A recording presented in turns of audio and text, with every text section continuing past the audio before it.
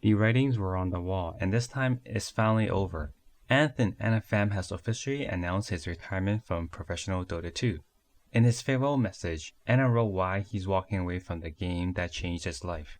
The past few years have been an incredible journey, and it's finally time for me to say that I'll be stepping away from Dota, Anna wrote. I have been on the fence about this for a while now, but am ready to move on to a new chapter in my life. Long story short, Dota has been the biggest part of my life for the longest time, and I am starting to find and appreciate other things in life that I want to learn about and explore. This organization will always feel like home to me.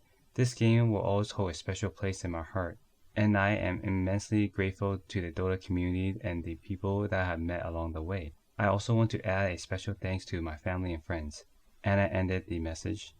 A day later, OG announced the return of Sumail Hassan, who joins the team this time around physically, unlike the first time when he played with them during the start of the pandemic and were continents away. Sumail joins OG in their most dire time and in time for ESL One Summer 2021, a tune-up just before the regional qualifiers for the international. Peter, PPD Dager's trial run as coach for Alliance has ended. PPD took to Twitter to thank Alliance for the opportunity. Looks like my time with Alliance has come to an end. Thank you for the opportunity. Working with a team is something I am truly passionate about, and hope to do it again in the future, PPD wrote. His memorable moment with Alliance will come down to being the 6th man during a match in Dream League Season 15. We have base issues, guys. In a rare treat this week, Dota 2 has opened up the predictions for the 6 regions for you to pick the winner. Each correct pick will earn you 1,000 shards. In bizarre news, Jonathan Pimako Libe, a Dota 2 observer and co-creator of Layerith, took to Twitter to call out teams for threatening to leave tournaments when they were asked to turn on their webcams as a requirement for the tournament. I wonder how much money there has to be on the line for players to feel generous to enable the webcams. 400,000 USD is not enough, evidently, Pimako wrote. He later added that it is written in the rules and contract which teams just ignored. Oh, don't worry.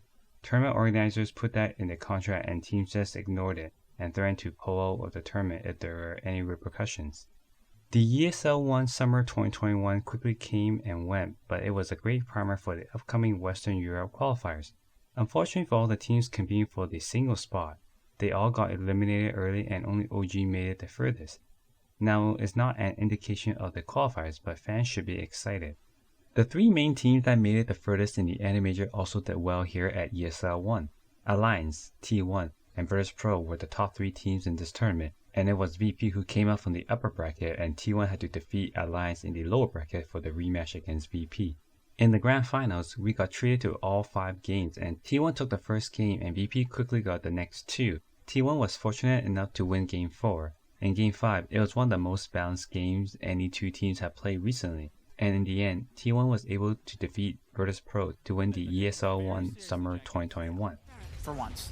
And they're going to take this set of racks on the top, and now they go for throne potentially because that tier 2 is not available for the taking. Zephyr just setting up his base here inside the VP base.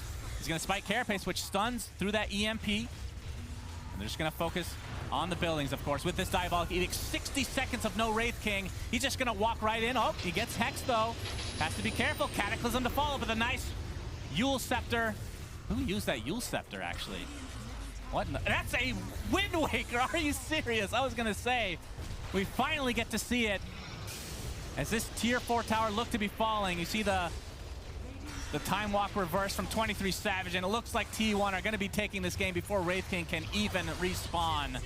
T1 looking so good. Another Cataclysm, but that one actually did decent damage, but it is over. T1 are your ESL One Summer 2021. This was a momentous win for T1 as they await for the international in August. The first regional qualifier begins on Wednesday, June 23rd, and it begins with Eastern Europe and South America. Everyone was hoping for a patch after ESL, but it looks like Valve may delay it until after the qualifiers. Thanks for watching. Check back next week for qualifier results and more Dota news. Like, share, and subscribe.